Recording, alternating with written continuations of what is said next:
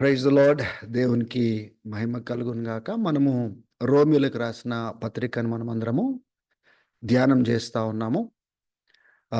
దేవుని కృపను బట్టి మనము 3 భాగాలు అయిపోయినాయి. ఇంట్రడక్షన్ మనం చూసుకున్నాము. దాని తర్వాత కొన్ని ప్రాముఖ్యమైన విషయాలు అన్యులకు సంబంధించింది, తర్వాత యూదులకు సంబంధించింది మనం చూసుకున్నాము. ఒక్కసారి రీక్యాప్ చేసుకుందాము. రోమియోలకు రాసిన పత్రిక, అపోస్తలుడైన పౌలు అంటే అక్కడికి వెళ్ళలేదు, కలవలేదు. కానీ ఎంతో ఆశ కలిగి అక్కడికి వెళ్ళాలని, వాళ్ళతో కలవాలని, దేవుని యొక్క సందేశాలు, సువార్తను అక్కడ ప్రకటించాలని, వాళ్ళ జీవితాలు స్థిరపరచాలని, ఆధ్యాత్మికంగా వాళ్ళని కట్టాలని, వాళ్ళ చేత మ్యూచువల్‌గా బలం పొందుకోవాలనే ఆలోచన కలిగి ఎంతో ఆశపడుతున్నాడు. ఏదో ఒక రీతిగా ఆ రోమా ప్రాంతంలోకి వెళ్ళి ఆ సంఘాన్ని కలుసుకోవాలనే ఆలోచన వ్యక్తపరుస్తున్నాడు. కానీ అవకాశం ఆయనకు దొరకలేదు గనుక ఆ కొరింథీ ప్రాంతం నుంచి తను ఈ యొక్క ఉత్తరం రాసినట్లుగా గతంలో చూసుకున్నాం. ఇప్పటి వరకు అంటే ఏ విషయాలైతే మనం ఒక ఫౌండేషన్‌గా అంటే 3 సెషన్స్‌లలో మనమేమి ధ్యానం చేసుకున్నామో ఒకసారి ఆ 3 విషయాలు మనం చూసుకుందాము. మొట్టమొదటిగా మనము ఏం ధ్యానం చేసినామంటే, ఏమి మనము నేర్చుకున్నామంటే, అన్యులు వాళ్ళు కూడా అపరాధులే. పాపం విషయంలో వాళ్ళకి ఎటువంటి సాకు చెప్పడానికి ఎక్స్‌క్యూజ్ అనేది లేదు అనే విషయాన్ని మొదటి అధ్యాయంలో మనము చూసుకున్నాము. తర్వాత రెండో అధ్యాయం నుంచి మూడో అధ్యాయం వరకు మనం గమనించిన విషయం ఏంటిదంటే, యూదులు కూడా వాళ్ళు పాపం చేసిన వాళ్ళు, వాళ్ళకి ధర్మశాస్త్రం ఉన్నప్పటికీ even there is no excuse for them. పాపం విషయంలో వాళ్ళకి ఎటువంటి ఎక్స్‌క్యూజ్ లేదు.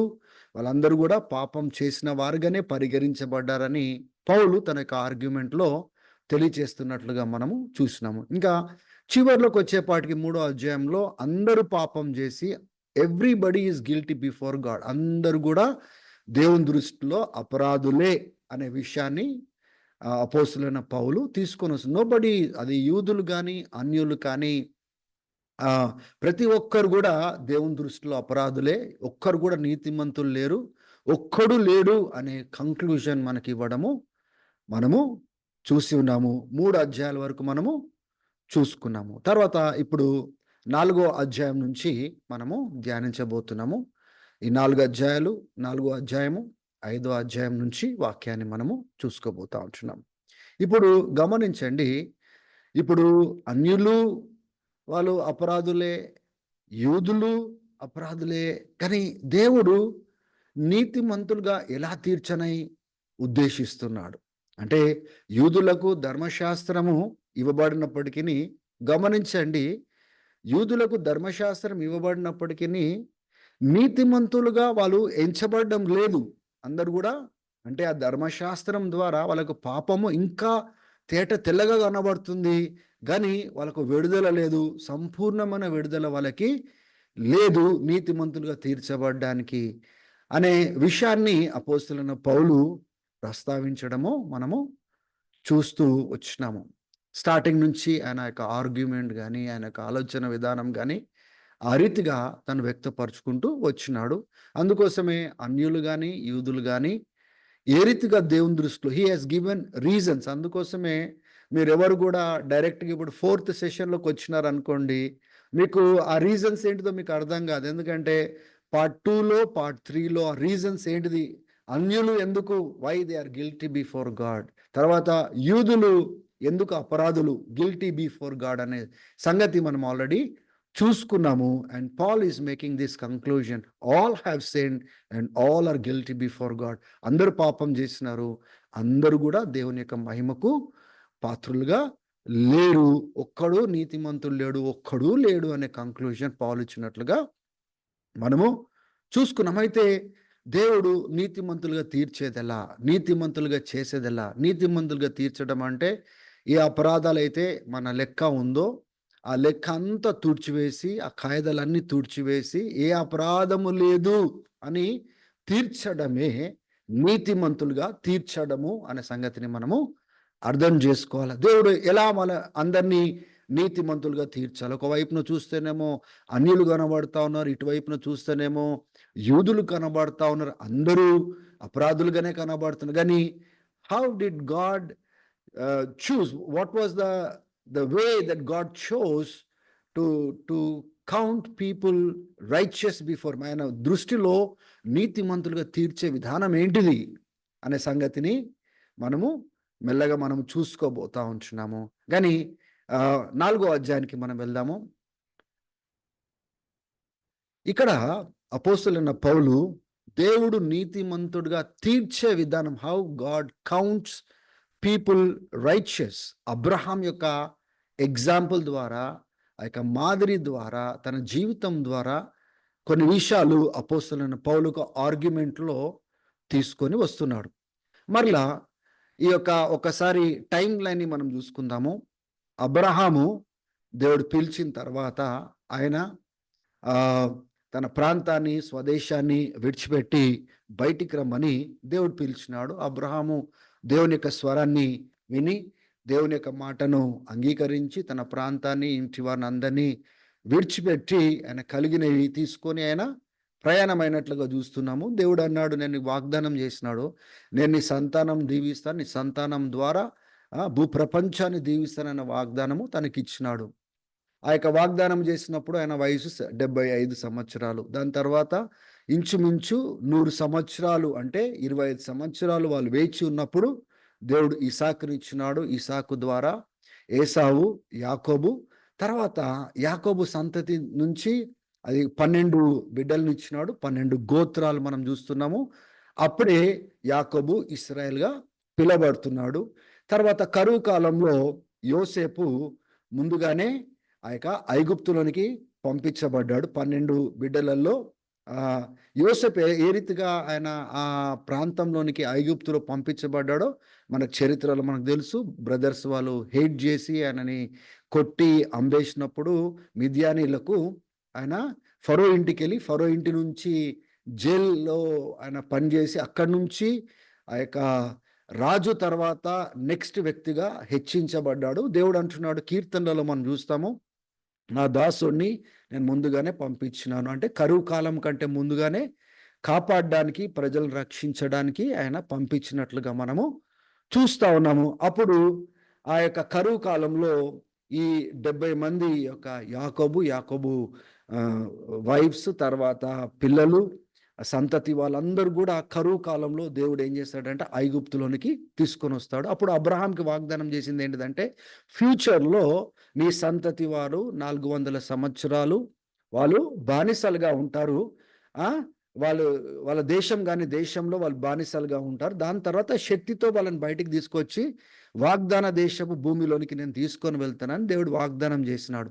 అందుకోసమే వీళ్ళు ఆ యొక్క ఐగుప్తు దేశంలోనికి వెళ్ళినప్పుడు అక్కడ అంతా బాగానే ఉండే, ఫరో మంచిగానే చూసుకున్నాడు, మంచి ప్రాంతం ఇచ్చినాడు. కానీ రాజులు మారుతున్న కొలది ఏమైపోయిందంటే, యోసేపు ఎవరో, ఆయన ఏం పని చేసినాడో, ఆయన సంతతి వాళ్ళు ఎవరో కొత్తగా నియమించబడిన రాజు గ్రహించలేకపోయి ఆయన భయపడిపోయి ఆ సంఖ్యను చూసి, వీళ్ళొక రోజు మా రాజ్యాన్ని ధ్వంసం చేసేస్తారు, వీళ్ళు ఆక్రమించుకుంటారని ఏం చేసినాడంటే బానిసలుగా చేసినారు.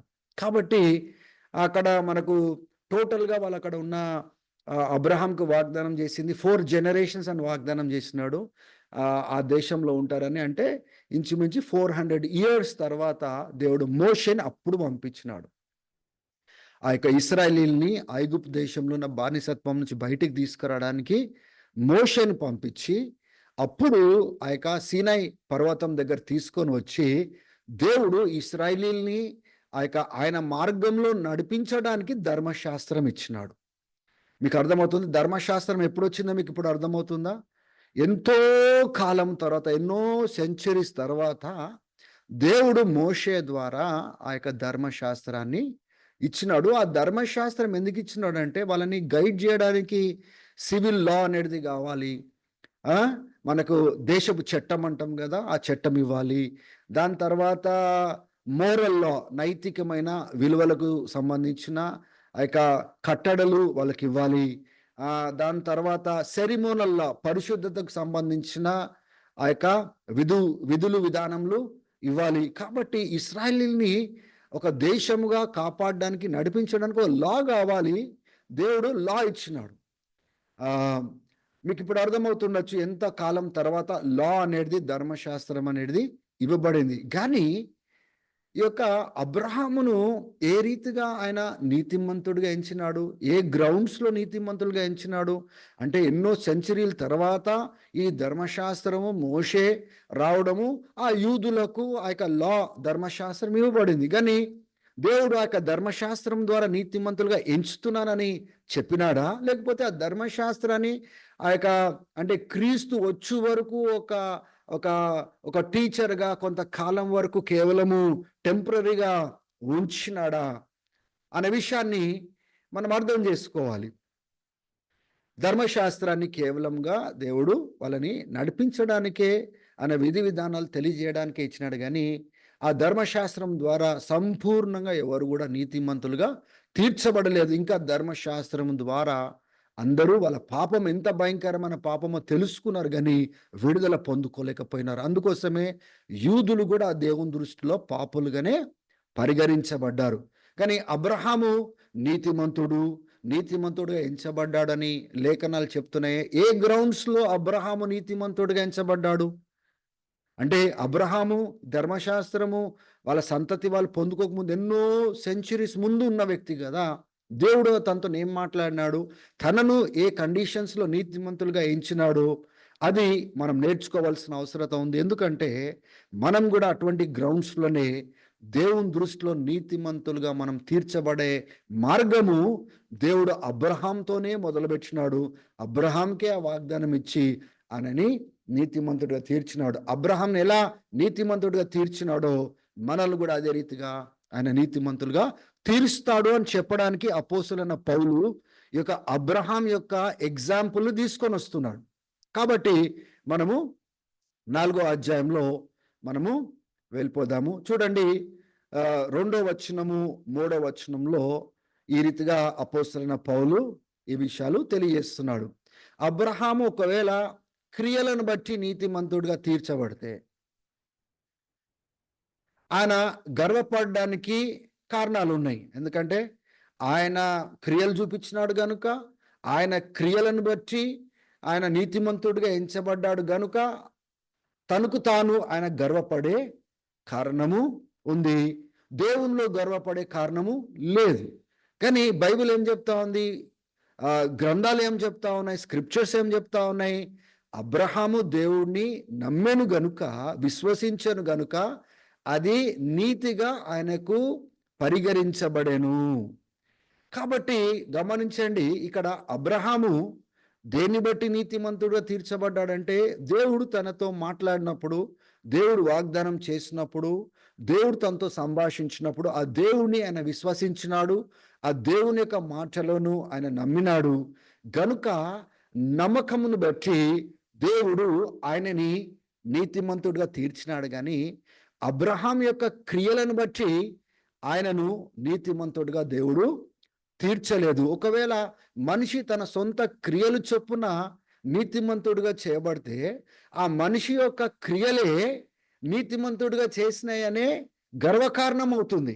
కానీ దేవుడు అబ్రహాం యొక్క క్రియలను బట్టి అబ్రహాంని నీతిమంతుడిగా ఎంచలేదు, కానీ ఆయన యొక్క విశ్వాసమును బట్టి ఆయనని నీతిమంతుడిగా ఎంచినాడు. అందుకోసమే Abraham had nothing to boast about himself. తన గురించి తను అతిశయపడడానికి కారణం ఏం లేదు.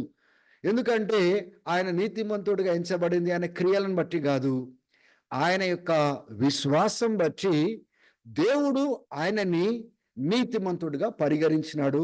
He credited him as righteous. Credit అంటే ఎవరన్నా డబ్బులు బయట నుంచి మన అకౌంట్లో ఇస్తే మన అకౌంట్లో ఆ యొక్క క్రెడిట్ చేయబడ్డాయని మనకు మెసేజెస్ వస్తూ ఉంటాయి కదా. దేవుడు ఆ రీతిగా తన యొక్క నీతిని ఆయనకు క్రెడిట్గా వేసినాడు. ఆయన క్రియలను బట్టి కాదు, ఆయన విశ్వసించడం బట్టి దేవుడు ఆయనని నీతిమంతుడిగా పరిగణించినాడు.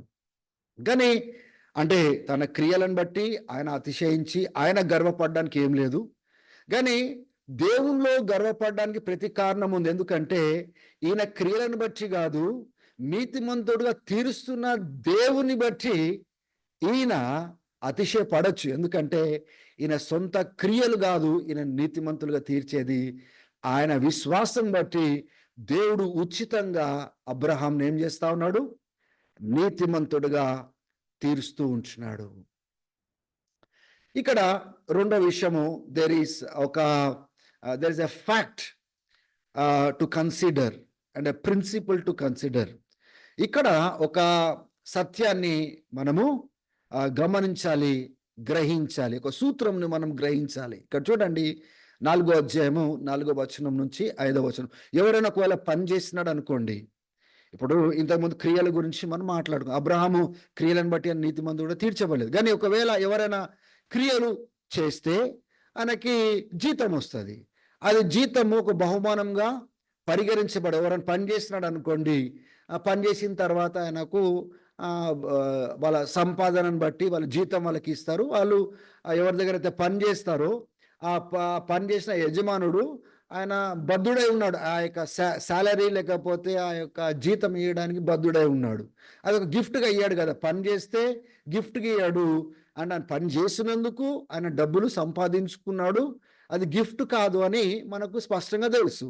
కానీ ఎవరైతే పని చేయడో, పని చేయకుండా దేవుడే నీతిమంతుడుగా తీరుస్తున్నాడు అని గ్రహించి దేవుడిని నమ్ముతాడో ఆయన విశ్వాసము నీతిగా ఎంచబడుతుంది అని ఇక్కడ సెలవిస్తున్నాడు. ఇదొక ఫ్యాక్ట్, ఇదొక సత్యము. అర్థమవుతుందా? కాబట్టి మనము అర్థం చేసుకోవాల్సిన విషయం ఏంటిదంటే, క్రియలు లేకుండా, మనిషి యొక్క క్రియలు లేకుండా నీతిమంతుడు తీర్చే దేవుడు నమ్మిన వారిని, విశ్వసించిన వారిని నీతిమంతుడు తీరుస్తాడని ఎవరైతే నమ్ముతారో వాళ్ళకు అది నీతిమంతుడుగా పరిగణించబడతారు. It will be credited as righteousness for them. వాళ్ళు నీతిమంతులుగా తీర్చబడతారు. ఈ యొక్క ఫ్యాక్ట్ని మనము అర్థం చేసుకోవాలి. ఆ విషయాన్ని పౌలు అక్కడ స్పష్టపరుస్తూ ఉన్నాడు. సో మీరు పని చేస్తేనేమో అది జీతం అవుతుంది. మనము ఆ యొక్క యజమానుడు ఆబ్లిగేషన్లో ఉన్నాడు ఆ యొక్క శాలరీ ఇవ్వడానికి. కానీ ఒకవేళ పని చేయకపోతే, దేవుని నమ్మినట్లయితే, విశ్వసించినట్లయితే అది బహుమానంగా ఇవ్వబడుతుంది. గమనించండి, ఇది అబ్రహాముకు తన యొక్క విశ్వాసమును బట్టి బహుమానముగా, విశ్వాసానికి బహుమానంగా ఇవ్వబడింది. కానీ ఆయన ఏదో పని చేసినందుకు దేవుడు ఆయనని నీతిమంతుడిగా తీర్చలేదు. అంటే ఒకసారి ఆలోచన చేయండి, ఎన్నో సంవత్సరాలు, ఎన్నో సెంచరీస్ తర్వాత ధర్మశాస్త్రము రాబోతుంది వాళ్ళని నడిపించడానికి. కానీ ముందుగానే దేవుడు అబ్రహాం యొక్క విశ్వాసమును బట్టి ఆయన నీతిమంతుడిగా తీరుస్తున్నాడు. ఒక బహుమానముగా ఆ నీతిని ఆయనకు అనుగ్రహిస్తున్నాడు. అంటే ఒకసారి ఆలోచన చేయండి, దేవుడు నీతిమంతుడిగా తీర్చే విధానము ఎలాగుందో అపోస్తలుడైన పౌలు ధర్మశాస్త్రము చదివినవాడు, ధర్మశాస్త్రంలో తరబీదైన వాడు, గమాలియల్ పాదాల దగ్గర తరబీదు పొందినవాడు, పరిసయ్యులకు పరిసయ్యుడు, బెంజమిన్ గోత్రం నుంచి వచ్చినవాడు, ఒకసారి దేవుని కోసం రోషం కలిగిన వాడు, ఆయన క్రీస్తుని తెలవనప్పుడు ఈ యొక్క ధర్మశాస్త్రం కోసం బాగా పోరాడినవాడు. కానీ ఎప్పుడైతే ఈ యొక్క క్రీస్తు ప్రత్యక్షమైనాడో, క్రీస్తుతో ఎన్కౌంటర్ జరిగిందో, దేవుని బిడ్డలారా, ఆయన అరేబియా దేశానికి వెళ్ళినాడు. అక్కడ ఎంతో కాలంలో గడిపినాడు. దమస్కస్ ప్రాంతంలో ఉన్నాడు. ఈ యొక్క గ్రంథాలన్నీ చదివినాడు. అన్నీ చదివి మనిషిని ఆ యొక్క ధర్మశాస్త్రము మూలంగా దేవుడు నీతిమంతుడిగా తీర్చట్లేదు, కానీ కేవలము విశ్వాసం మూలంగానే నీతిమంతుడిగా తీరుస్తున్నాడనే సువార్తను, ఆ యొక్క ప్రత్యక్షతను దేవుని దగ్గర నుంచి ఆయన పొందుకున్నాడు. ఆ యొక్క ప్రత్యక్షతలు, రెవల్యూషన్స్ పొందుకున్న తర్వాత then he went on to preach this gospel. ఈ యొక్క సువార్తను ప్రకటించుకుంటూ వెళ్తున్నాడు. ఆ సువార్త ఏంటిదంటే, ఏ మానవుడు కూడా క్రియల మూలంగా నీతిమంతుడుగా తీర్చబడడు. ఆ యొక్క క్రియలు దేవుని దృష్టిలో మురికి గుడ్డలు లాంటివి. దేవుడు ఆ యొక్క క్రియలను బట్టి నీతిమంతులుగా తీర్చాడు. కానీ ఆ యొక్క కుమారుని యందు విశ్వాసము కలిగిన వారు ఆ యొక్క విశ్వాసం బట్టి దేవుడు వాళ్ళ నీతిమంతులుగా ఎంచి రక్షిస్తున్నాడు. ఇది దేవుని యొక్క వరము. ఎవరు కూడా సంపాదించేది కాదు. యేసయ్య సంపాదించి అది మానవులకు అనుగ్రహించబడిన గొప్ప వరము. ఆ వరము పొందుకోవడానికి, ఆ నిత్య జీవం పొందుకోవడానికి, నీతిమంతులుగా తీర్చబడడానికి కేవలము విశ్వాసం మాత్రమే అవసరము, క్రియలు అవసరము లేదు అని ఆ యొక్క పౌలు తెలియజేస్తా ఉంటున్నాడు. చూడండి, ఇంకా అబ్రహాం యొక్క ఎగ్జాంపుల్ పట్టుకొని వస్తూ మధ్యలో దావీదు యొక్క ఎగ్జాంపుల్ కూడా పట్టుకొని వస్తున్నాడు.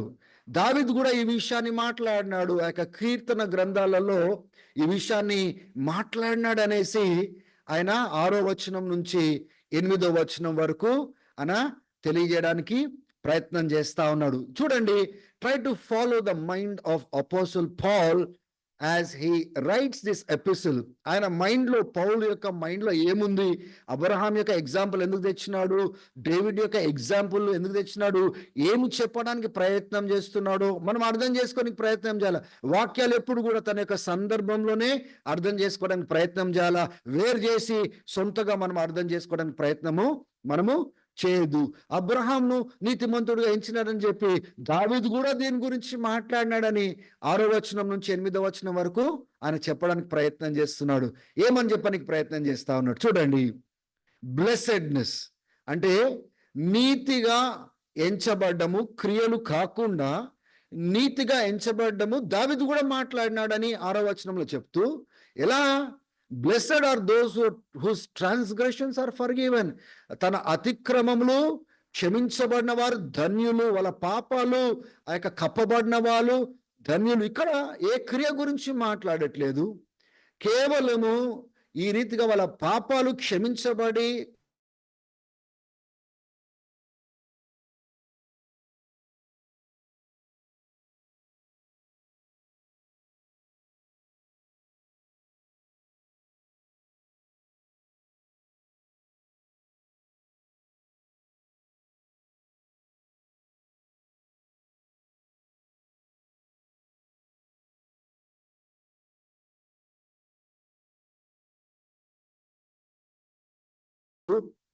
ఏ కాలంలో వచ్చినవాడు అంటే ఇశ్రాయేలీలు ఆ యొక్క ఐగుప్తు నుంచి బయటకు వచ్చిన తర్వాత, ఆ యొక్క బానిసత్వం నుంచి మోషే బయటికి తీసుకొని వచ్చిన తర్వాత, ఆ యొక్క ఇశ్రాయేలీల్ని ఆ యొక్క మోషే 40 సంవత్సరాలు ఆ అరణ్యంలో తీసుకొని వెళ్ళిన తర్వాత యెహోషువ నాయకత్వంలో ఆ యొక్క భూములు ఏదైతే స్వాస్థ్యముగా దేవుడు ఇస్తాను వాగ్దానం చేసినాడో ప్రామిస్ ల్యాండ్, ఆ కానాను దేశము, జాషువా ఏం చేసినాడంటే యుద్ధము పోరాడి దాని తర్వాత వాటి ఒక్కొక్క గోత్రానికి ఆ యొక్క స్వాస్థ్యాన్ని దేవుడు వాగ్దానం చేసినట్టుగా అప్పగించినట్లుగా మనం చూస్తున్నాము. వాళ్ళందరూ ఆ దేశంలో సెటిల్ అయిన తర్వాత అందరూ ఏడవడం మొదలుపెట్టినారు. ఏమని ఏడవడం? అప్పటికల్లా వాళ్ళకు ధర్మశాస్త్రం ఇవ్వబడింది. ఏడవడం మొదలుపెట్టినారు. ఏమని ఏడవడం మొదలుపెట్టినారంటే, చుట్టుపక్కల దేశాలందరిలో రాజులు వాళ్ళ దేశాన్ని పరిపాలిస్తున్నారు, మాకు కూడా ఒక ఫిజికల్గా ఒక రాజు కావాలని ఏడుపు. సమయల్ కాలంలో వాళ్ళు ఏడుపు మొదలుపెట్టినప్పుడు దేవుడు అప్పుడు వాళ్ళ ఏడుపుకు తగ్గట్టుగా ఫిజికల్గా ఒక రాజును దేవుడు నియమించినాడు. ఎందుకంటే వాళ్ళు దేవుడిని రాజుగా తృణీకరించి ఆ యొక్క మానవుడు ఒక రాజుగా ఉండాలని వాళ్ళు కోరుకున్నారు. కాబట్టి దేవుడు సౌలుని నియమించినాడు. సౌలు అవిధేయతను చూపించిన తర్వాత దేవుడు సౌలు స్థానంలో రాజుగా దావీదును తీసుకొని వచ్చినాడు. అప్పటికే ధర్మశాస్త్రం ఇవ్వబడింది, ఆ ప్రజల దగ్గర ధర్మశాస్త్రం ఇవ్వబడింది. కానీ దావీదు పలుకుచున్న మాటలు చూడండి, ఆ ధర్మశాస్త్రమును బట్టి, ఆ యొక్క క్రియలను బట్టి ఒక వ్యక్తి ఆ నీతిమంతుడుగా తీర్చబడతాడు అని చెప్పట్లేదు. God counts them righteous, blessed are those whose అంటే క్రియ ఎవరి పాపాలైతే క్షమించబడతాయో, పాపాలు కప్పబడతాయో, లెక్కలోకి రావో వాళ్ళు ధన్యులు అని దావీదు ప్రకటించినట్లుగా మనం చూస్తున్నాము. ఈ యొక్క ప్రిన్సిపల్ ఎట్లా దేవుడు ఒక మనిషిని విశ్వాసం బట్టి నీతిమంతుడిగా ఎంచుతాడో, క్రియలు లేకుండా అంగీకరిస్తాడో, బిడ్డలుగా చేసుకుంటాడో, నీతిమంతులుగా చేసుకుంటాడో, దావీదు కూడా ఆ విషయాన్ని మాట్లాడినట్టుగా పౌలు తన యొక్క ఆర్గ్యుమెంట్లో ఎగ్జాంపుల్ తీసుకొని వస్తున్నాడు. ఇప్పుడు ఒక క్వశ్చన్ మన ముందు వస్తూ ఉంది. 4వది ఏంటిదంటే, ఈ యొక్క ఆశీర్వాదము అంటే పాపం నుంచి క్షమించబడ్డము, నీతిమంతులుగా తీర్చబడేది, పాపం పరిగణించబడకుండా కవర్ చేయబడేది, కప్పబడేది, అటువంటి ధన్యత ఆశీర్వాదము కేవలము యూదులదేనా, యూదులకేనా, లేకపోతే అన్యులకు కూడా వర్తిస్తుందా? ఈ ప్రశ్నను ఇప్పుడు నెక్స్ట్ మెల్లగా తీసుకొని వెళ్తున్నాడు. కేవలము అది యూదులకే వర్తించదు, అన్యులకు కూడా వర్తిస్తుందనే ఆర్గ్యుమెంట్ని తీసుకొని వస్తా ఉన్నాడు. చూడండి 9వ వచనంలో, ఈ యొక్క ఆశీర్వాదం కేవలము సున్నతి పొందిన యూదులదేనా, సున్నతి పొందని అన్యులది కాదా? మనం ఆల్రెడీ ఈ విషయాన్ని ఎస్టాబ్లిష్ చేసేసినాం. ఏంటిదంటే, అబ్రహాము ఏ రీతిగా నీతిమంతుడు తీర్చబడ్డాడు అంటే విశ్వాసం బట్టి. ఎటువంటి సందర్భంలో ఆయన అప్పటికి సున్నతి చేయబడ్డా, లేకపోతే సున్నతి చేయబడలేదా, ముందా తర్వాతనా? అబ్రహాము నీతిమంతుడుగా తీర్చబడింది ఆయన విశ్వాసం బట్టి. విశ్వాసం పెట్టి దేవునితో నడిచిన తర్వాత ఆయన ఆ యొక్క నిబంధనకు గుర్తుగా ఒక సైన్గా దేవుడు ఆ సున్నతిని దేవుడు చేయమని చెప్పినాడు. కానీ ముందుగానే ఆయన నీతిమంతుడుగా తీర్చిన తర్వాత, నీతిమంతుడుగా ఆయన తీర్చబడిన తర్వాత ఈ యొక్క సున్నతి ఆయన ఒక గుర్తుగా, ఒక సైన్గా చేసినట్లుగా మనం చూస్తూ ఉంటున్నాము. మనం కూడా ఎటువంటి సున్నతి పొందుకున్నామని గలతీలకు రాసిన పత్రికలు అంటాడంటే, మనం ప్రభుని నమ్ముకున్న తర్వాత ఈ యొక్క సున్నతి శరీరమందు కాదు, మన హృదయంలో మనం కొయ్యబడతా ఉన్నాము, సున్నతి చేయబడతా ఉన్నామని అపోస్తలుడైన పౌలు మాట్లాడుతున్నాడు. ఇప్పుడు ఎటువంటి కండిషన్స్లో ఈ యొక్క అబ్రహాము, గమనించండి, మరలా అబ్రహాం దగ్గరకు వచ్చినాడు. అబ్రహాము ఏ రీతిగా, ఈ సబ్జెక్ట్ అంతా అబ్రహాం గురించి, ఎందుకంటే అదొక్కటి ఎస్టాబ్లిష్ చేయగలిగినాడు అనుకోండి,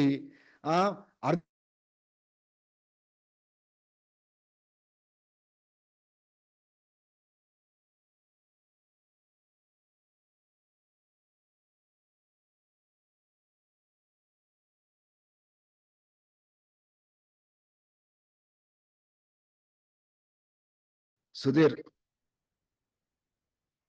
ఈ యొక్క 11వ వచనం నుంచి మనము గమనించినట్లయితే చూడండి, ఆ సున్నతి అనేది he received as a sign. Already ఆయన నీతిమంతుడిగా విశ్వాసం ద్వారా తీర్చబడిన తర్వాత ఆ నిబంధన గుర్తుగా ఆయన సున్నతి చేయబడ్డాడు.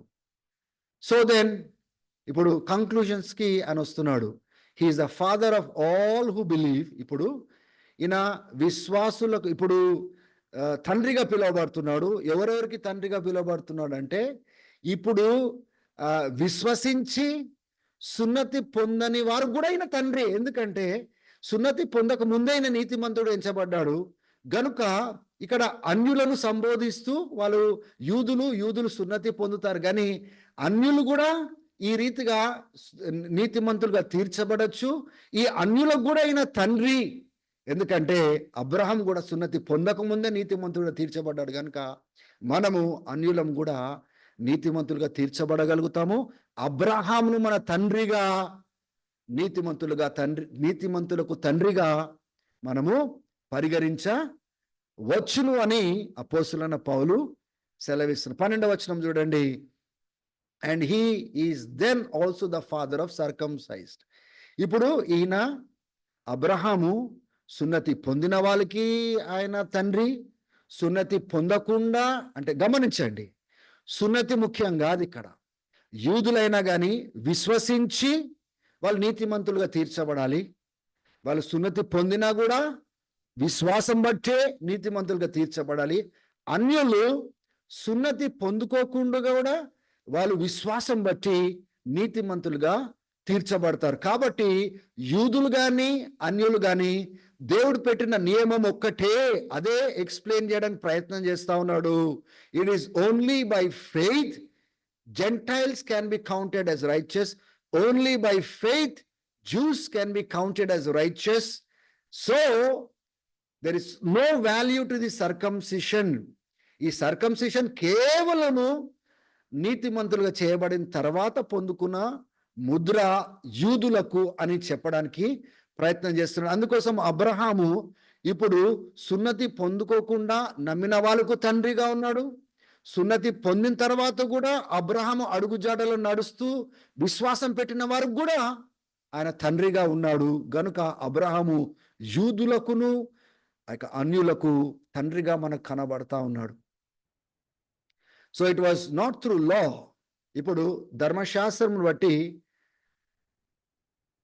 అబ్రహాము నీతిమంతుడుగా, లేకపోతే అంటే ఇప్పుడు ఈయన వారసుడుగా, తండ్రిగా వారసుడుగా ఆయన పరిగణించబడింది. దేవుడు ఆయనకు వాగ్దానం చేసినప్పుడు ఆ వాగ్దానం నమ్మిన ద్వారా అది ఆయనకు అనుగ్రహించబడింది. కానీ ధర్మశాస్త్రం ద్వారా అది తర్వాత ఎన్నో సెంచరీస్ తర్వాత వచ్చింది, దాని మూలంగా కాదు అని అక్కడ చెప్పడానికి ప్రయత్నము చేస్తా ఉన్నాడు. 14వ వచనం చూడండి. If those who depend on the law are heirs అంటే వారసులు.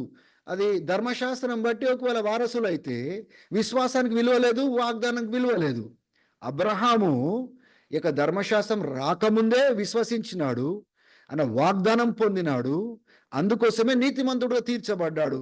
అది ధర్మశాస్త్రం మూలంగా వచ్చేది కాదు అని అపోస్తలుడైన పౌలు ఎక్స్ప్లెయిన్ చేయడము మనం చూస్తా ఉన్నాం. కాబట్టి ఈ యొక్క వాగ్దానము ఎలా వస్తుందండి? అబ్రహాం విశ్వాసం పెట్టినందుకు ఆ వాగ్దానం వచ్చింది. అది కేవలము దేవుని యొక్క కృపను బట్టే అనుగ్రహించబడింది. ఇక అబ్రహాముకి ఎంతమంది అయితే సంతతి పుట్టబోతున్నారో వాళ్ళందరూ కూడా ఆ యొక్క ఆ స్వాస్యానికి వారసులు ఎలా అయినారు అంటే, విశ్వాసం బట్టి ఏ వాగ్దానం అయితే వేయబడిందో వాళ్ళందరూ కూడా వారసులైనారు. ఆ వారసత్వము అది ధర్మశాస్త్రం ద్వారా వచ్చింది కాదు, ధర్మశాస్త్రమును పాటించినందుకు వచ్చింది కాదు. అబ్రహాము విశ్వాసం పెట్టి వాగ్దానం పొందుకొని ఆ యొక్క స్వాస్యాన్ని వాగ్దానం దేవుని దగ్గర పొందుకున్నాడు. దాన్ని బట్టి అబ్రహాం పొందుకున్నాడు. ఆ యొక్క వచ్చే జనరేషన్స్ అంతా కూడా దీవించబడేది విశ్వాసం బట్టి, వాగ్దానం బట్టి, కానీ తర్వాత వచ్చిన ధర్మశాస్త్రం బట్టి కాదు. అందుకొరకే అబ్రహాము అందరికీ తండ్రి అని ఇక్కడ అపోస్తలుడైన పౌలు చెప్పడానికి ప్రయత్నము చేస్తా ఉన్నాడు. సో ఇప్పటి వరకు ఏ వాక్యాలతో మనం చూసుకున్నాము, ఆ యొక్క సారాంశము అబ్రహాము నీతిమంతుడు తీర్చబడింది విశ్వాసం బట్టి, సున్నతిని బట్టి కాదు. ఆయన నీతిమంతుడుగా ఎంచబడ్డము విశ్వాసం బట్టి గనుక దేవుని బిడ్డలారా, అది సున్నతి పొందిన వాళ్ళు కానీ సున్నతి పొందని వాళ్ళు కానీ నీతిమంతులుగా తీర్చబడేది కూడా దాని మూలంగానే. ఆ యొక్క సున్నతి యూదులకు ఎందుకు ఇచ్చిండంటే, ఆల్రెడీ నీతిమంతులుగా ఎంచబడిన తర్వాత అబ్రహాము ఇది గుర్తుగా పెట్టుకోమని ఆయన చేయమని చెప్పిన ఆజ్ఞ. అది గ్రహించాలి. అబ్రహాం అందరికీ తండ్రి అయినాడు, సున్నతి పొందిన వారికి, సున్నతి లేని వారికి. వాగ్దానము ఆ యొక్క వారసత్వము యొక్క వాగ్దానము అది ధర్మశాస్త్రమును బట్టి రాలేదు. ధర్మశాస్త్రం ఎన్నో సెంచరీస్ తర్వాత వచ్చింది దేవుని బిడ్డలారా. కానీ ఆ వారసత్వము వాగ్దానము విశ్వాసం బట్టే వచ్చింది, అది అబ్రహాంకు ఇవ్వబడింది. గనుక సమస్తము ఆ యొక్క విశ్వాసం పైన దేవుడు వాగ్దానం చేసిన దాన్ని బట్టి ఆధారపడి ఉంది, ధర్మశాస్త్రం మూలంగా కాదు అని ఆర్గ్యుమెంట్ని కొట్టడానికి ప్రయత్నం చేస్తూ ఉన్నాడు. ఇప్పుడు ఒకసారి డీప్గా అబ్రహాం యొక్క విశ్వాసాన్ని, అబ్రహాము విశ్వసించను ఆయనకు నీతిగా పరిగణించబడిందని మనం చెప్తా ఉన్నాం. కానీ అసలు ఎటువంటి కండిషన్స్లో ఆయన నడిచినాడు, ఎలా పరీక్షించబడ్డాడు, ఏ రీతిగా రూఢిగా నమ్మినాడు, ఎందుకు ఆయన విశ్వాసము నీతిగా ఎంచబడింది, కేవలం ఒక్కసారి నేను నమ్మేసిన అయిపోయింది అని లేదు. ఆయన పిలిచినప్పటి నుంచి ఆయన కుమారుడు పొందుకునే వరకు 25 సంవత్సరాలు ఎట్లా గుడ్డిగా దేవుణ్ణి విశ్వసించినాడు. ఒకసారి ఆలోచన చేయండి, ఎంత విశ్వాసం పైన ఆధారపడి ఉందో పౌలు చెప్పడానికి ప్రయత్నం చేస్తున్నాడు. 17వ వచనం నుంచి 22వ వచనం వరకు ఈ రీతిగా రాయబడింది కదా, అబ్రహాంను అనేక దేశాలకు నేను తండ్రిగా నియమించి ఉన్నాను. I have made him the father of many nations. He is our father in the sight of God. దేవుని దృష్టిలో ఆయన తండ్రిగా నియమించబడ్డాడు. In whom we have believed. మనం ఏ దేవుడైతే మనం నమ్మినామో ఆయన దృష్టిలో ఆయన తండ్రిగా నియమించబడ్డాడు. అంటే విశ్వసించే వాళ్ళందరూ కూడా ఒక ఒక పెద్ద తండ్రిగా ఆయన ఎగ్జాంపుల్‌గా ఆయన ఉన్నాడు. చూడండి ఆయన నమ్మడం ద్వారా ఎలా నమ్మినాడు చెప్పండి? దేవుడు ఆ యొక్క God who gives life to dead, అంటే ఆయన మృతతులమైన వయసు 100 సంవత్సరాలు, సారా ఇంచుమించు 90 సంవత్సరాలు, గర్భము చంచిపోయింది, మృతతులమైంది. కానీ ఆ యొక్క మృతతులమైన దాన్ని ఆయన బ్రతికించే దేవుడు అని ఆయన నమ్మినాడు. ఆయన లేని దాంట్ నుంచి ఆయన కలిగించు దేవుడని ఆయన నమ్మినాడు. అగెయిన్స్ట్ ఆల్ హోప్, నిరీక్షణకు వ్యతిరేకంగా అన్ని పరిస్థితులు ఉన్నప్పటికీ అబ్రహాము దేవుని యందు నిరీక్షించి దేవుడు చేయగలడు, దేవుడు చేస్తాడు అని రూఢిగా నమ్మినాడు. కాబట్టి అన్ని సంవత్సరాలు పరీక్షించబడి కూడా ఆయన విశ్వాసంలో నడిచినాడు. కాబట్టి ఆయనకు నీతిగా ఎంచబడింది. ఏదో అకస్మాత్తుగా ఒక రోజులోనే ఆయన నీతిమంతుడిగా పరిగణించబడలేదు. ఆయన విశ్వాసంలో రూఢిగా నమ్మినాడు, నడిచినాడు, విశ్వాసం తగ్గట్టుగా నడిచినాడు. విశ్వాసం పరీక్షించబడినా కానీ కూడా ఆయన నిలబడ్డాడు. ఆయన మృతతులమైన వయసని గ్రహించి కూడా అసలు పరిస్థితులు ఇది కాదు అన్నట్టుగా చెప్తున్నప్పటికీ ఇది అవుతుంది, దేవుడు వాగ్దానం చేసినాడని ఆయన నమ్మినాడు. అందుకోసమే ఆయన యొక్క విశ్వాసము నీతిగా ఎంచబడిందని. ఆయన బలహీన పడలేదు. 19వ వచనంలో చూడండి, ఆయన ఎంత వయసు పోతున్నా కానీ గమనించండి, మీ జీవితంలో కూడా దేవుడు ఏదైనా వాగ్దానం చేస్తే అబ్రహాం దగ్గర మనం నేర్చుకోవాల్సిన అవసరత ఉంది.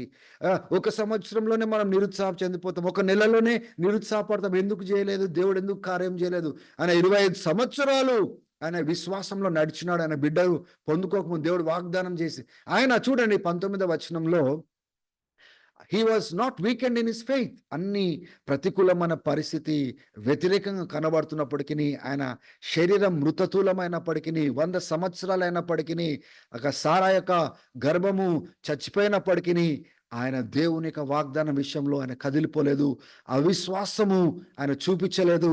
విశ్వాసంతో ఆయన కదిలినాడు, దేవునికి మహిమ ఇస్తూ కదిలినాడు. దేవుని బిడ్డలారా, 25 సంవత్సరాలు ఆయన కదులుతూనే పోయినాడండి. ఉత్తగానే ఆయన విశ్వాసులకు తండ్రి కాలేదు, ఆయన నీతిగా ఎంచబడలేదు. ఆయన కంప్లీట్గా దేవుని శక్తి కలిగిన వాడు, ఆయన వాగ్దానం చేసింది ఆయన నెరవేర్చగలిగిన సమర్థుడు అని ఆయన గట్టిగా నమ్మినాడు. కాబట్టి దేవుని బిడ్డలారా, ఆయనకు నీతిగా ఎంచబడింది. మనం కూడా అబ్రహాం జీవితంలో నేర్చుకోవాల్సిన విషయం ఇది. అందుకోసమే దేవుడు మానవుడిని నీతిగా ఎంచేది వాళ్ళ క్రియలను బట్టి కాదు. ఇప్పుడు బయట ఉన్న మతాలను మనం చూసుకున్నట్లయితే, హిందూయిజం చూడండి, మీ క్రియలను బట్టే మీరు మోక్షం సంపాదించుకోవచ్చని వాళ్ళు ప్రకటిస్తారు. ఇస్లాం చూడండి, వాళ్ళు కూడా క్రియలను బట్టే వాళ్ళు మోక్షాన్ని సంపాదించుకుంటారు, లేకపోతే పారడైజ్ సంపాదించుకుంటారు. అందుకోసమే క్రియలు చేయడానికి ప్రయత్నం చేస్తారు. ఇక రోమన్ క్యాథలిక్ సిస్టమ్ చూడండి, వాళ్ళు కూడా క్రియల మూలంగానే నీతిమంతులుగా తీర్చబడతారని వాళ్ళు బోధ చేస్తూ ఉన్నారు. మన చుట్టుపక్కల ఎన్ని మతాలున్నా అది క్రియల పైన ఆధారపడి ఉంది. కానీ క్రైస్తత్వము, దేవుని బిడ్డలారా, కేవలము విశ్వాసం బట్టి ఆధారపడి ఉంది. నీతిమంతులుగా తీర్చబడ్డానికి అది దేవుని యొక్క వరమై ఉన్నది. It's a gift of God.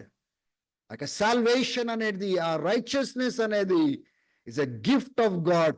అది యేసయ్య మన కోసం సంపాదించి ఆయన నీతిని ఆయన మనకు అనుగ్రహిస్తా ఉన్నాడు. మనల్ని ఆయన నీతిమంతులుగా తీరుస్తున్నాడు. అందుకోసమే నువ్వు క్రీస్తునందు విశ్వాసం పెట్టడం ద్వారా God is giving that gift of salvation, not because you are good, నువ్వు మంచివాడు అని కాదు, నీ క్రియలు మంచిదని కాదు, కానీ క్రీస్తు యొక్క కార్యము సిలువలో ఏదైతే చేసినాడో దాన్ని బట్టి మనం విశ్వసించడం ద్వారా, ఎగ్జాంపుల్ అబ్రహాం ఎలా విశ్వసించినాడో మనం కూడా అదే విశ్వాసము మనం క్రీస్తు నందలి విశ్వాసం పెట్టడం ద్వారా మనం అందరము నీతిమంతులుగా తీర్చబడుతున్నాం. గమనించండి, ఇప్పుడు రక్షణ పొందాలన్నా అన్యుడు విశ్వాసం బట్టే దేవుని యొక్క వరం పొందుకొనే రక్షించబడాలి. యూదుడు కూడా ఆయన దగ్గర ధర్మశాస్త్రం ఉన్నప్పటికీ ఆయన కూడా అన్యుడిలాగా విశ్వాసం పెట్టాలా, మారు మనసు పొందాలా, విశ్వసించాలా, అప్పుడే పశ్చాత్తాపపడాలా, అప్పుడే యూదుడు కూడా రక్షించబడతాడు. యూదునికి రక్షణ పొందడానికి, నీతిమంతుడిగా తీర్చబడడానికి దేవుడు వేరే మార్గము ఎంచలేదు. అన్యులు ఎలాగైతే ఉన్నారో యూదులు కూడా అలాగనే ఉన్నారు. అన్యుల్ని ఎలా దేవుడు నీతిమంతులుగా తీరుస్తున్నాడో యూదులు కూడా అట్లనే నీతిమంతులుగా తీరుస్తున్నాడు. అన్యుల కోసము, రక్షించబడిన వారి కోసం దేవుడు ఎలా వస్తున్నాడో యూదుల కోసం కూడా యేసుప్రభు రెండోసారి అదే రీతిగా రాబోతున్నాడు. అందుకోసమే రెండిటిని ఆయన ఒక కుటుంబంగా చేస్తున్నాడని ఎఫెసీయులకు రాసిన పత్రికలో పౌలు ఆయన మాట్లాడుతున్నాడు. ఎందుకంటే పౌలు అన్యులకు అపోస్తులుగా వెళ్ళినాడు, పేతురు ఆ యొక్క యూదులకు అపోస్తులుగా వెళ్ళినాడు. ఈ రెండు కుటుంబాలని ఒక కుటుంబంగా దేవుడు క్రీస్తు ద్వారా చేస్తున్నాడు, కలుపుతున్నాడు, గొప్ప నిరీక్షణ తీసుకొని వస్తున్నాడు అనే విషయాన్ని పౌలు డిఫెండ్ చేస్తున్నట్లుగా మనం చూస్తా ఉన్నాము. So he has already proved that. ఆ స్టాండింగ్ చూసినట్లయితే ఒక జెంటైల్ ఏ స్టాండింగ్ అయితే ఎటువంటి స్థానంలో నిలబడి ఉన్నాడో యూదుడు కూడా అదే స్థానంలో నిలబడ్డాడు.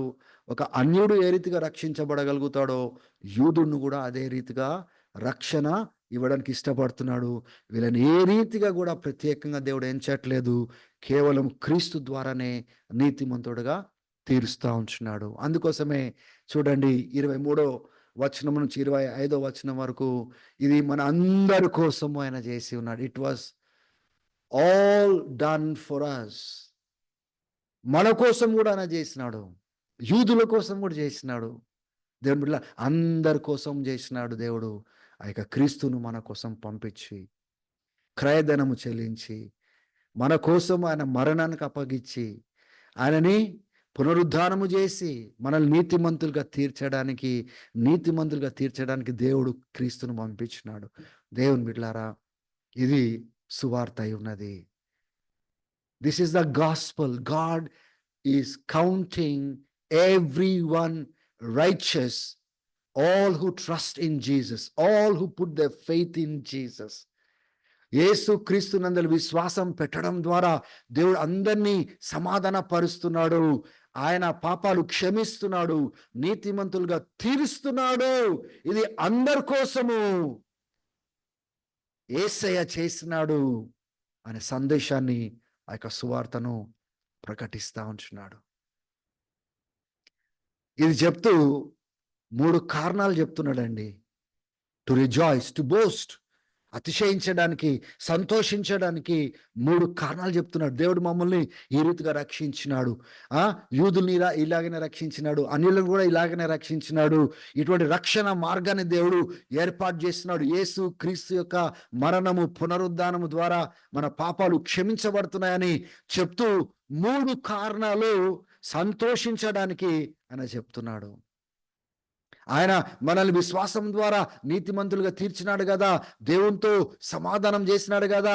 ఈ యొక్క విశ్వాసం ద్వారా ఏ కృప అయితే, రక్షణ కృప దేవుడు మనకిస్తున్నాడు, దాని లోపలికి ప్రవేశించే కృప మనకిచ్చినాడు కదా. ఆ కృపలో నిలబడే ఆ ధన్యత మనకిచ్చినాడు గనుక మనము ఆ యొక్క దేవుడు ఏ మహిమ అయితే ఇవ్వబోతున్నాడో దాని యందు సంతోషించుచున్నాము. He says, we rejoice in the hope of God's glory. దేవుడు ఇవ్వబోయే ఆ గొప్ప మహిమను బట్టి, నిరీక్షణను బట్టి సంతోషిస్తున్నాం. దేవుని బిడ్డలారా, మీరందరూ కూడా ఆ యొక్క క్రీస్తు ద్వారా అనుగ్రహించబడిన కృప, ఆ యొక్క విశ్వాసం ద్వారా ఇప్పుడు ఆ కృపలో నిలబడ్డారు. ఇప్పుడు దేనికోసం నిరీక్షిస్తున్నారు తెలుసా? దేవుడు వాగ్దానం చేసిన ఆ గొప్ప మహిమలో మనమందరం పాలు పొందుతామని మనం వాగ్దానం చేయబడ్డాము. అందుకోసమే మేము సంతోషిస్తున్నాము. పౌలు అంటున్నాడు, మేము సంతోషిస్తున్నాము అంటే తనను కలుపుకున్నాడు, తన టీంని కలుపుకున్నాడు. ఎన్ని సంఘాలైతే ఆయన స్థాపించినాడు అన్యుల మధ్యలో, వాళ్ళని కలుపుకున్నాడు. యూదా సాంప్రదాయం నుంచి, గుంపు నుంచి రక్షించబడిన వాళ్ళందరినీ కలుపుకున్నాడు. We rejoice in the hope of the glory. దేవుడు మనకు అనుగ్రహిస్తున్న ఆ గొప్ప మహిమను బట్టి ఆ యొక్క స్థానంలో నిలబడి మేము ఎదురు చూస్తున్నాము, అందుకోసమే సంతోషిస్తున్నాము అంటున్నాడు. ఇది మొదటి కారణం అండి. మీరు కూడా దేవుని యందు ఆనందించారు. దేవుడు ఆ గొప్ప మహిమను మనకు క్రీస్తు ద్వారా అనుగ్రహించబోతున్నాడు. మనం ఆ కృపలో నిల్చున్నాము. కనుక మీ విశ్వాసము ఒకరోజు గొప్ప ప్రతిఫలం ఇవ్వబోతున్నాడు. అందుకోసమే పౌలు అంటాడు, మంచి పోరాటం నేను పోరాడినాను, నా పరుగును తుదముట్టించుకున్నాను. చివరికి ఏమంటాడు, నా విశ్వాసాన్ని నేను కాపాడుకొని ఉన్నాను అంటున్నాడు. దేవుని బిడ్డలారా, ఏ విశ్వాసం ద్వారా అయితే ఆ కృపలో నిలబడ్డావో, ఆ యొక్క విశ్వాసము నువ్వు క్రీస్తు నుంచి తొలగిపోతే ఆ కృప కూడా నీకు తొలగిపోతుంది. ఆ కృపలో నువ్వు నిలిచి ఉండాలంటే విశ్వాసంతోనే మనం బ్రతకాల, విశ్వాసంలోనే కొనసాగాల. ఆ యొక్క విశ్వాసము పరీక్షించబడినా కానీ విశ్వాసము విడిచిపెట్టకూడదు. విశ్వాసం యొక్క ప్రతిఫలము చివర్లో ఏంటి తెలుసా? దేవుడు మనకు అనుగ్రహించే గొప్ప మహిమలో మనం అడుగు పెట్టబోతున్నాం. కనుక దేవుని బిడ్డలారా, మీరు కూడా సంతోషించండి. మీరందరూ అన్య సాంప్రదాయం నుంచి, నేను అన్య సాంప్రదాయం, మన దేశము అన్యులు. దేవుని బిడ్డలారా, అన్యులను కూడా ఏ రీతిగా, యూదులను కూడా ఏ రీతిగా సరి సమానంగా ఏ వ్యత్యాసం చేయకుండా క్రీస్తు ద్వారా నీతిమంతులుగా ఎంచడానికి యేసును మన కోసం పంపించినాడు. Rejoice in the Lord, boast in the hope of that glory church. సంగమా, ఆయన యొక్క మహిమలో ఆనందించే ఒక రోజు, ఆ మహిమలో మనం అందరము పాలు పొందబోతున్నాము. ఇది మొదటి కారణము అని చెప్తున్నాడు. ఈ గొప్ప నీతిని మనకిచ్చినాడే, రక్షణనిచ్చినాడే. ఇప్పుడు ఆ మహిమ కోసము మేము ఎదురు చూస్తున్నాము.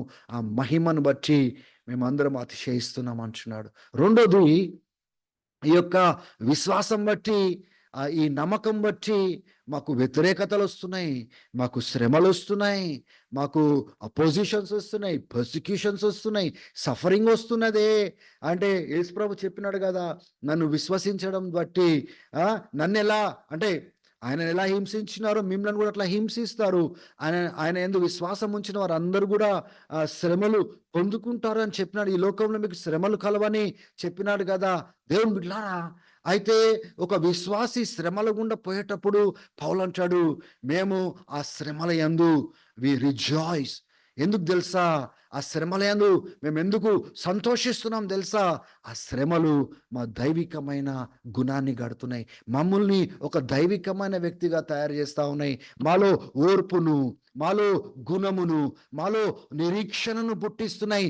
కాబట్టి మాకు ఎన్ని శ్రమలు వచ్చినా, ఈ యొక్క విశ్వాసం బట్టి ఎన్ని శోధనలు వచ్చినా, ఆ శోధనలో మేము దేవుని యందు సంతోషిస్తున్నాం. మీకు ఇప్పుడు అర్థమవుతుండొచ్చు, పౌలు శీలను ఏ రీతిగా అయితే జైల్లో వేసినా కూడా వాళ్ళు ఎలా దేవుడి నందు సంతోషించినారో, ఆనందించినారో, స్తుతి స్తోత్రాలు చెల్లించినారో. ఆ యొక్క ఆ యొక్క ఆ యొక్క సంతోషానికి కారణం ఏంటి తెలుసా అండి? ఈ యొక్క శ్రమలు, ఈ యొక్క బాధలు, ఇవన్నీ నాలో ఓర్పును పుట్టిస్తున్నాయి, నాలో ఒక దైవికమైన గుణమును పుట్టిస్తున్నాయి, నాలో నిరీక్షణ పుట్టిస్తున్నాయి, నా యొక్క గాడ్లీ క్యారెక్టర్ని డెవలప్ చేస్తూ ఉన్నాయి. కాబట్టి I rejoice in my suffering. దేవుని బిడ్డలారా, యేసయ్య కోసము మీరు విశ్వాసం పెట్టినారు కదా, యేసయ్యను బట్టి మీరు విశ్వాసం పెట్టినారు కదా. ఆ యొక్క విశ్వాసం బట్టి వచ్చే శ్రమలను బట్టి మీరు కృంగిపోకండి, మీరు బాధపడకండి. ఎందుకు అంటే 5వ వచనంలో చూడండి, ఆ యొక్క ఏ నిరీక్షణ అయితే దేవుడు మనకు ఆయన మహిమ గురించి ఇస్తున్నాడో అది మనల్ని నిరుత్సాహపరచదు. ఎందుకంటే దేవుడు తన ప్రేమను మన హృదయాల్లో పరిశుద్ధాత్మ ద్వారా కుమ్మరిస్తున్నాడు. దేవుని బిడ్డలారా, పరిశుద్ధాత్మ ద్వారా దేవుని యొక్క ప్రేమ మనం అనుభవించగలుగుతా ఉన్నాము. అందుకోసమే మనం డిసప్పాయింట్ అవ్వాల్సిన అవసరం లేదు. పరిశుద్ధాత్ముడు ఉన్నాడు, దేవుని ప్రేమ మనకు తోడుగా ఉంది, గొప్ప నిరీక్షణ మనకిచ్చినాడు. శ్రమల్లో నేను సంతోషిస్తాను. మీరందరూ కూడా మీ శ్రమలలో మీరు సంతోషించండి, ఆనందించండి.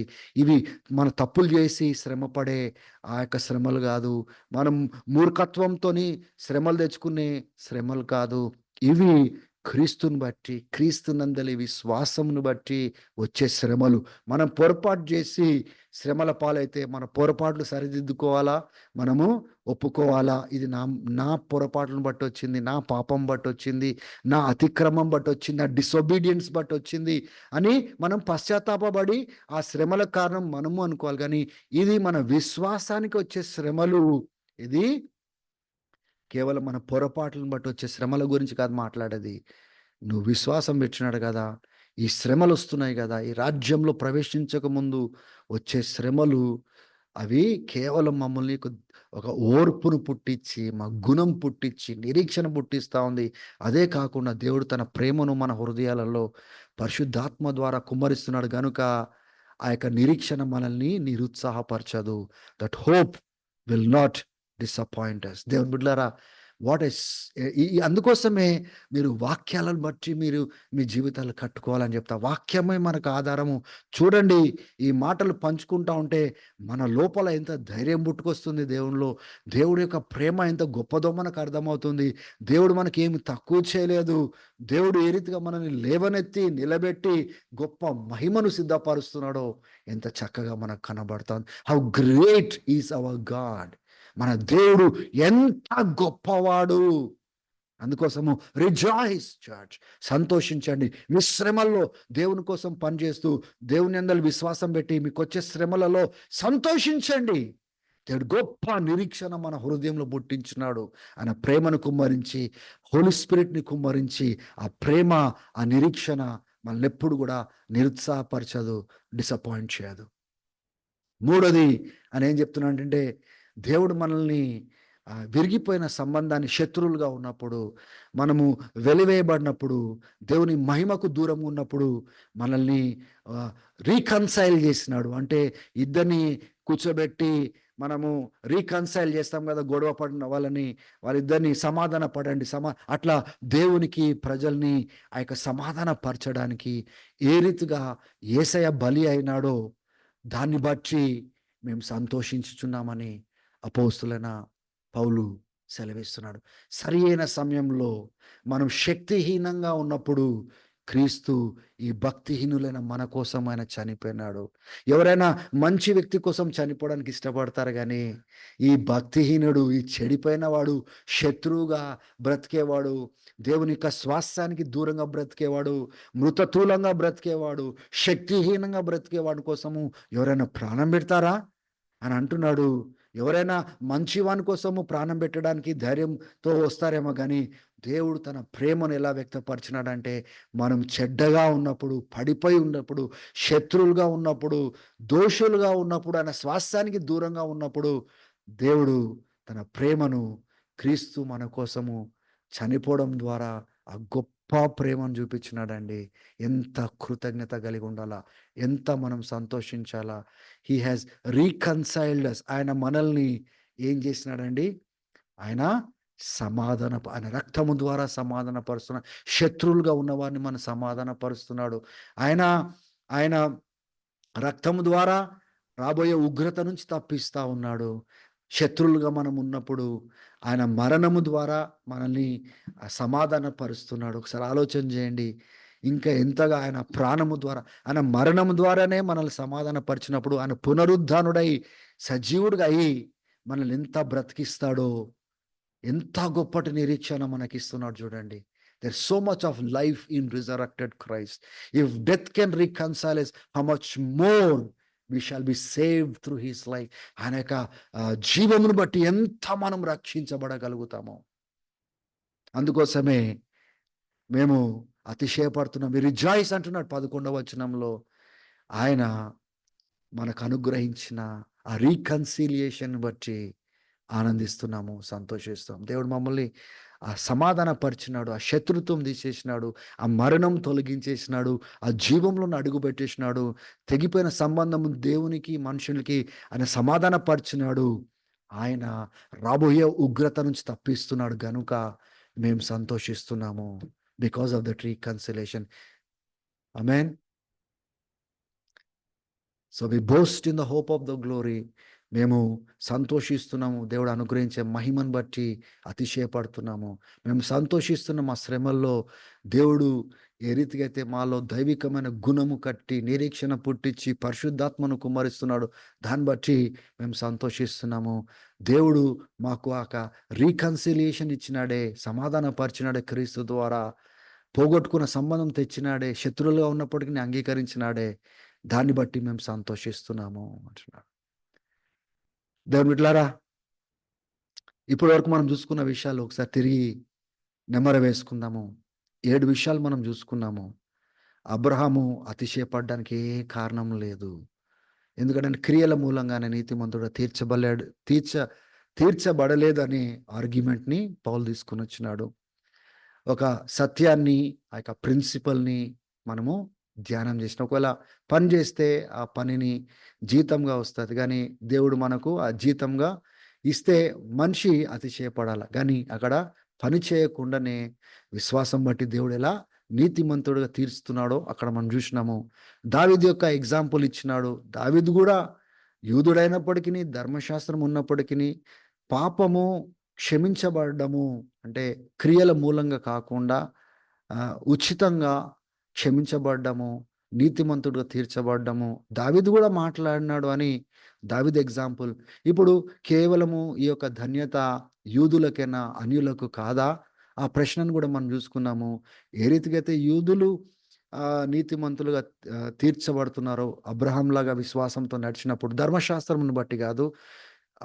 దేవుడు నీతిమంతుడుగా తీర్చువాడు అని క్రీస్తునందు విశ్వాసం పెడతారో, వాళ్ళు యూదులు అప్పుడు నీతిమంతులుగా తీర్చబడతారు. అదే రీతిగా అన్యులు గూడా యేసు ప్రభునందు విశ్వాసం పెట్టడం ద్వారా, యేసు ప్రభు నీతిమంతుడుగా తీరుస్తున్నాడన్న బలి అయినాడని విశ్వసించడం ద్వారా ఆ యొక్క ధన్యతను పొందుకుంటారు.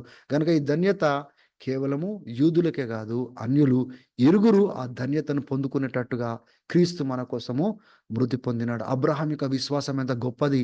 ఆయన అనేకులకు ఆయన తండ్రిగా, దేశాలకు తండ్రిగా ఎందుకైనాడంటే ఆయన విశ్వాసము, ఆయన శరీరం మృతతులమైనప్పటికిని, తన భార్య మృతతులమైన స్థితిలో ఉన్నప్పటికీ, నిరీక్షణకు ఆధారం లేని పరిస్థితులలో దేవుడు బ్రతికిస్తాడు, దేవుడు జీవం ఇస్తాడు అని 25 సంవత్సరాలు రూఢిగా నమ్మినాడు. దేవుడు వాగ్దానం చేసింది ఆయన పొందుకున్నాడు. గనుక ఆయన నీతిమంతుడుగా తీర్చబడింది విశ్వాసం బట్టి. ఆయనకు వాగ్దానం ఇవ్వబడింది. అనేకులకు తండ్రిగా ఆయన చేయబోతున్నాడు. ఆ స్వాస్థ్యం గురించి, వారసత్వం గురించి ఆయన ఇచ్చిన వాగ్దానాలన్నీ క్రియల మూలంగా కాదు, అబ్రహాం పెట్టిన విశ్వాసం బట్టి అవన్నీ వాగ్దానము దేవుడు చేసినాడు. ఆ యొక్క వాగ్దానం బట్టే ఆ వాగ్దానం తగ్గట్టుగా ఆ యొక్క దీవెన రాబోయే తరం కూడా అటువంటి మార్గంలో నడిచిన వాళ్ళు వాగ్దానంలో పాలు పొందొచ్చు. దేవుని బిడ్డలారా, అబ్రహాం యొక్క విశ్వాసము ఎన్నో పరిస్థితులలో పరీక్షించబడినప్పటికీ ఆయన విశ్వాసము ఘనంగా ఎంచబడింది. ఆయన అందుకోసమే తన సొంత కుమారుడిని బలిగా ఇయ్యమన్నప్పుడు ఆయన తీసుకొని వెళ్తాడు. యవ్వన బిడ్డను తీసుకొని వెళ్తాడు బలి ఇవ్వడానికి. అంటే పరీక్షించబడ్డాడు. కానీ తన విశ్వాసం ఎంత గొప్పదో, దేవుని యొక్క మాటల పైన దేవుడు ఎంత గొప్పవాడని నమ్మినాడు. అందుకోసము ఆ యొక్క విశ్వాసము తనకు నీతిగా పరిగణించబడింది. Credited to him as righteous. So తర్వాత ఆ రోజు మనం ఏం చూసుకున్నామంటే అది కేవలం యూదుల కోసమే కాదు, అందరి కోసం, యూదుల కోసము, అన్యుల కోసం అందరికీ సరి సమానంగా చేసినాడు. అందుకోసం అందరికీ ఆయన యూదులకును మరియు అన్య సాంప్రదాయం నుంచి వచ్చిన వాళ్ళు, విశ్వాసం పెట్టి రక్షించబడిన వాళ్ళందరూ, యూదులు విశ్వాసం పెట్టి రక్షించబడిన వాళ్ళందరినీ కూడా ఏ రీతిగా నీతిమంతులుగా తీరుస్తున్నాడో వాళ్ళందరికీ ముందుగానే విశ్వాసం పెట్టి నీతిమంతుడుగా తీర్చబడిన అబ్రహాము తండ్రిగా చేయబడ్డాడు. 3 కారణాలు చెప్తా ఉన్నాడు. అది సంతోషించడానికి మేము ఆ యొక్క హోప్ ఆఫ్ గ్లోరీ, ఆ యొక్క గొప్ప మహిమను దేవుడు ఇవ్వబోతున్నాడు కనుక మేము సంతోషిస్తున్నాం. శ్రమలలో మేము దేవుణ్ణి స్తుతిస్తాం. ఎందుకంటే ఆయన మమ్మల్ని డిసప్పాయింట్ చేసేవాడు కాదు. నిరీక్షణతో మమ్మల్ని నింపుతున్నాడు. గనుక we are not disappointed, we rejoice అంటున్నాడు. దేవుడు మనకు ఏ రీతిగా అయితే సమాధాన పరిచినాడు, రికన్సైల్ చేసినాడో దాన్ని బట్టి మేము సంతోషిస్తున్నామని అని చెప్తున్నాడు. ఇప్పుడు కంక్లూజన్‌లోకి మనం వచ్చేసినాము. సో, అంటే ఇదంతటిని నట్‌షెల్‌లో మనం పెట్టాలంటే అబ్రహాము ఆయన నీతిమంతుడుగా తీర్చబడింది కేవలం విశ్వాసం బట్టే. ఆయన తండ్రిగా చేయబడింది కూడా దేవుని యందు విశ్వాసము పెట్టడం ద్వారా ఆ యూదులకు అన్యులకు తండ్రిగా చేయబడ్డాడు. ఈ ధర్మశాస్త్రము యూదులకు ఎన్నో సెంచరీస్ తర్వాత మోషే పంపించడం ద్వారా వచ్చింది కానీ వాగ్దానము ఈ ధర్మశాస్త్రమును బట్టి రాలేదు. దేవుడు ముందుగానే అబ్రహాం పిలిచి వాగ్దానం చేసినాడు. గనుక వాగ్దానం ద్వారా స్వాధీనపరుచుకునేది విశ్వాసం బట్టి అని చెప్తున్నాడు. అందరూ అబ్రహాం లాగా మనం నీతిమంతులుగా తీర్చబడొచ్చు, అది క్రీస్తును బట్టి అని. ఆ యొక్క దేవుడు కరెక్ట్ టైంలో యేసును మన కోసం బలిగా పంపించినాడు. కన్యక గర్భమందు పుట్టినాడు. ఆయన మన పాపం తీసుకున్నాడు. ఆయన మన కోసం మరణంను రుచి చూసినాడు. మన కోసం చనిపోయినాడు. మన కోసం తిరిగి లేసినాడని ఆయన సెలవిస్తా ఉన్నాడు. దేవుని బిడ్డలారా, ఇప్పటి వరకు మనము 4వ అధ్యాయము 5వ అధ్యాయము మధ్య వరకు మనము చూసుకున్నాము. దీని తర్వాత నెక్స్ట్ పార్ట్ 5లో ఆయన చాలా డీటెయిల్డ్‌గా పాపం గురించి మాట్లాడతాడు. He talks about sin and how we need to deal with that sin. ఏ రీతిగా ఆ యొక్క పాపం గురించిన సబ్జెక్ట్ చాలా డెప్త్‌లోనికి ఆయన వెళ్తాడు. నెక్స్ట్ సెషన్‌లో అది మనం చూసుకోబోతున్నాము. కాబట్టి ఈ యొక్క పార్ట్ 4 ఇక్కడ ముగించబడింది. కానీ సారాంశం మీకు అర్థమైంది గదా! చూడండి, ఆ యొక్క అన్యులు గిల్టీ ఆఫ్ సిన్ అన్నాడు మొదటి అధ్యాయంలో. Jews are guilty of sin అన్నాడు. వాళ్ళు గూడా అపరాధులు అన్నాడు. అందరూ పాపం చేసినారన్నారు. కానీ ఇప్పుడు నీతిమంతుడిగా ఎట్లా తీర్చాలనుకుంటున్నాడు? ఆయన కుమారుడిని పంపించి అందరినీ పాపులనబడుతున్న యూదులను, పాపులనబడుతున్న అన్యులను ఆయన రక్షించడానికి యేసును పంపించినాడు. అందుకోసం యేసు ప్రభు యూదుడుగా పుట్టినాడు, యూదుడుగా నడిచినాడు, ఆ ధర్మశాస్త్ర విధులన్నిటిని ముగించినాడు. కానీ ఆయన ధర్మశాస్త్రమును బట్టి మనుషుల నీతిమంతులుగా పరిగణించట్లేదు. దేవుని బిడ్డలారా, అందుకోసమే ఒక అన్యుడు పాప క్షమాపణ నిమిత్తమై రక్షించబడ్డానికి, పాపాలు క్షమించబడ్డానికి విశ్వాసం ద్వారానే రావాలి. ఒక యూదుడు ఆయనకు ధర్మశాస్త్రం ఉన్నప్పటికీ ఆయన యేసునందు విశ్వాసం పెట్టాలి. ఆయన పాపాలు ఒప్పుకోవాలి, క్షమాపణ పొందుకోవాలి, పశ్చాత్తాపపడాలి, విశ్వాసం బట్టే రక్షించబడాలి. దేవుని బిడ్డలారా, దేవుడు మనకు అనుగ్రహించిన గొప్ప కృప ఇది. సంతోషించండి, ఆనందించండి, ఆయనకు గొప్ప మహిమ చెల్లించండి. దేవుడు మీ అందరినీ బహుగా దీవించునుగాక. ఈ వాక్యాలన్నీ కూడా మీరు ఇతరులతో పంచుకోండి. మీరు ఫస్ట్ కట్టబడండి, మీరు బలపరచబడండి. వాక్యము పునాది మీద మీ బ్రతుకులు కట్టబడాలి. వాక్యపు సత్యం చేత మీరు ప్రతిష్ఠించబడాలి. ఆ వాక్యంలో ఉన్నట్లుగా మీరు బ్రతకాలి. ఆ వాక్యాన్ని అనేకులకు మీరు తీసుకొని వెళ్ళేటట్టుగా మీరు ఉండాలి. నేను నమ్ముతున్నాను దేవుడు మీ అందరినీ గొప్పగా నిలబెట్టుకుంటాడని. దేవుడు మీ అందరినీ బహుగా దీవించునుగాక. Amen, amen, amen.